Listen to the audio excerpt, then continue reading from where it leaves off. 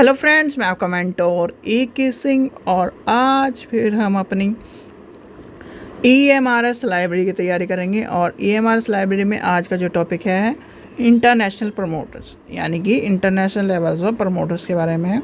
कल हमने national level पढ़ लिया था, आज हम पढ़ेंगे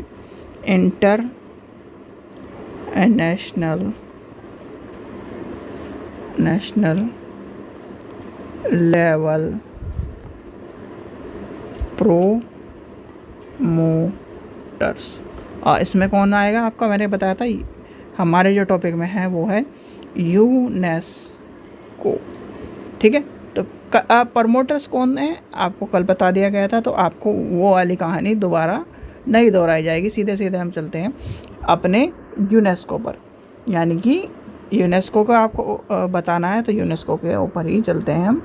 सबसे पहले आती है कहानी हमारी यूनेस्को में कि इसकी फुल फॉर्म क्या है, यानी कि यूनेस्को की फुल फॉर्म क्या है। और यूनेस्को की फुल फॉर्म आपके एग्ज़ाम में कई बार पूछी गई है, तो आपको पता होना चाहिए। United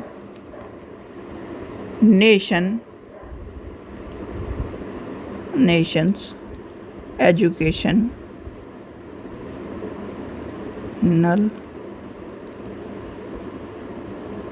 scientific and Culture Organisation. ठीक है, तो ये है आपकी फुल फॉर्म।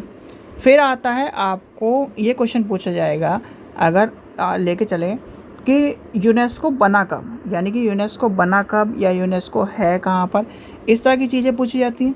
तो आपको ये बताना है कि यूनेस्को है कहाँ पर, यूनेस्को है कहाँ पर, बना कब, किसके अंडर में है, यानी कि किसके अंडर में है, जो स्पेशली एजेंसी ऑफ UN, यानी कि UN के अंडर में है। तो सबसे और इसके मेंबर्स कितने हैं, 194। तो यूनेस्को किसका है, यानी कि स्पेशल एक तरह की एजेंसी है, किसकी, ऑफ द यूनाइटेड नेशन, यानी कि UN की। ठीक है, चलिए आगे चलते हैं। फिर आता है बना कब, यानी कि एक तरह से फॉर्मेशन कब हुआ इसका, 16 नवंबर 1945। ठीक है, 77 ईयर हो चुके हैं, तो ये आपको पता होना चाहिए, यानी फॉर्मेटिंग कितना समय है। फिर क्या है, ये इंटरनेशनल एक कम्युनिटी है, क्या करने के लिए, ह्यूमैनिटी के लिए, सोसाइटी के लिए, एजुकेशन के लिए, एक तरह से काम करने के लिए। अब इसका योगदान हमारे लाइब्रेरी में क्या है, यानी कि आपसे क्वेश्चन मैं पूछने लगूँ आज कि और जगह तो काम आ रही है, सब जगह काम आ रही है, एजुकेशन में काम आ रही है, नेचुरल साइंस में काम आ रही है, साइंस में काम, सोशल साइंस में काम आ रही है, ह्यूमन साइंस में काम आ रही है। अब आता है हमारे लाइब्रेरी में इसका योगदान क्या है। भाई हमें तो लाइब्रेरी के तौर पर पढ़ना है, तो यानी कि लाइब्रेरी के तौर पर पढ़ना है तो हमें लाइब्रेरी का भी पता होना चाहिए कि नहीं, कि लाइब्रेरी में इसका योगदान क्या है। तो आपको लाइब्रेरी के तौर पर पता होना चाहिए, यानी कि लाइब्रेरी में इसका योगदान क्या है। देखिए, जब इसकी जो एक तरह से UN यानी कि यूनेस्को को क्या करा गया, यूनेस्को के जो कॉन्स्टिट्यूशन थे उसमें क्या करा गया, जब 4 नवंबर यानी कि चलिए इस पेज नेक्स्ट कर लेता हूँ, 4 नवंबर 1946 के बाद एक तरह से मीटिंग, यानी कि मीटिंग रखी गई कंट्रियों की, और उसमें क्या करा गया, यानी कि साइन हुए कॉन्स्टिट्यूशन के ऊपर, और उसके ऊपर में यानी कि उसका क्या करा गया, और इसका हेडक्वार्टर कहाँ है, यानी कि आपसे पूछा जाए यूनेस्को का परमानेंट हेडक्वार्टर कहाँ है, पेरिस फ्रांस में है, तो ये भी ध्यान रखना। और वहाँ पर क्या करा गया, यहाँ पर सभी के लिए इसके कार्य करे गए। और हमारा जो लाइब्रेरी एंड इंफॉर्मेशन सिस्टम का है जो आता है, तो वो किस लिए आता है, लाइब्रेरी एंड इंफॉर्मेशन सिस्टम में यूनेस्को को क्यों लिखा गया। यूनेस्को जो आपको बताया गया था, अभी मैं बता रहा हूँ ना, एजुकेशन के लिए, सबके लिए एक तरह से ऑर्गेनाइज करता है। तो वही सब चीज़ें आ जाती हैं यहाँ पर कि जो एजुकेशन है, नेचुरल साइंस है, सोशल साइंस है, ह्यूमन साइंस है, कल्चर है, कम्युनिटी है, इन्फॉर्मेशन है, उसको क्या करता है, ये एक तरह से डेवलप करने का काम करता है। और इसका जो मेन ऑब्जेक्टिव है यही है, यानी कि मेन ऑब्जेक्टिव जो है, सॉरी MAIN, मेन ऑब्जेक्टिव जो है, ऑब्जेक्टिव्स जो है यही है।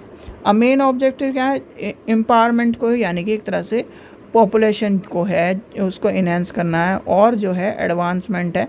और हमारे लाइब्रेरी में क्या आ जाएगा, हमारे लाइब्रेरी में इसका क्या है योगदान है कि एडवांसमेंट टू, यानी कि एडवांसमेंट लाना, लोगों तक जो है शिक्षा को पहुंचाना, ज्ञान के जो कौशल को विकसित करना, और ICT को इंक्लूडिंग करना, और यानी कम्युनिकेशन को डेवलप करना, यानी एक तरह से जो ICT है आपका, ICT के द्वारा, यानी कि ICT के द्वारा क्या करना, इसको इन्वॉल्वेशन में लेके आना।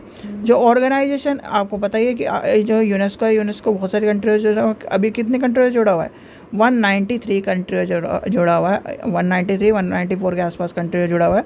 तो इसका काम ही यही होता है, यानी कि एक तरह से प्रमोटर का काम करता है, और इंटरनेशनल प्रमोटर के रूप में आपको, यानी कि ये क्या काम कर रहा है, सबको जोड़ने का काम कर रहा है। और सबको जैसे क्या RRLF जो था, RRLF वो क्या कर रहा था, सभी के ऊपर पोषित कर रहा था, यानी कि सभी लाइब्रेरी के हमारे इंडिया में वो कर रहा था। पर जो यूनेस्को है, यूनेस्को लाइब्रेरी तक ही सीमित नहीं है, वो एजुकेशन सिस्टम में भी है, ह्यूमन रिसोर्स में भी है, ह्यूमन साइंस में भी है, इस सब में एक तरह से उसका योगदान है, और सभी को एक तरह से पोषित करने का काम कर रहा है, उसको डेवलप करने का काम कर रहा है, उसके ऊपर एक तरह से जो इंक्लूडिंग प्रोग्रामिंग है वो कर रहा है, पोषित करने का काम कर रहा है, उसको सहायता करने का काम कर रहा है। ये सब चीज़ें आ जाएंगी। इतना जो आप ये सोच रहे हो कि हैवी टॉपिक है, इतना हैवी टॉपिक नहीं है। प्रमोटर्स के रूप में हैवी टॉपिक नहीं है, वैसे यूनेस्को के रूप में वही चीज़ें पूछी जाती है। एक तो सबसे पहले पूछी जाती है आपसे इसकी डेफिनेशन, फिर आया कब, है कहाँ पर, मेंबर्स कितने हैं, बस। मेंबर्स भी कभी नहीं पूछे जाते। एक सबसे इम्पोर्टेंट आपकी फुल फॉर्म पूछी जाती है, और इसका हेडक्वार्टर कहाँ है, बस। और प्रमोटर के रूप में आपको मैंने बता ही दिया। आप ये सोच रहे हो कि 5-6 मिनट में घास काट दी, घास काटने वाली चीज़ नहीं, सिर्फ और सिर्फ यही चीज़ है इसमें कि प्रमोटर के रूप में ये जो है यूनेस्को जो है, यूनेस्को में जितनी भी सारी चीज़ें हैं, यानी कि आपकी एजुकेशन है, नेचुरल साइंस है, सोशल साइंस है, ह्यूमन साइंस है, सभी फील्डों को क्या करता है, एक तरह से पोषित में लेके आ जाता है आपका, इंक्लूडिंग लाइब्रेरी। और RRLF क्या था आपका, लाइब्रेरी का था। तो यानी कि इंटरनेशनल लेवल में जब ये सब चीज़ आती है, और वो क्या करता है, पूरे सभी देशों के रूप में उसको लेके चलता है, सभी देशों के रूप में उसको, उसकी सहायता करता है, उसको जो जैसे फंक्शन, किसी को धन की आवश्यकता है उसको, ये सारी चीज़ें प्रमोटर्स के रूप में आ जाएंगी इसमें, यूनेस्को में। ठीक है, चलिए, आशा करता हूँ आपको वीडियो पसंद आई। वीडियो पसंद आई तो लाइक करें, चैनल को सब्सक्राइब करें, वीडियो को ज़्यादा से शेयर करें। Thank you.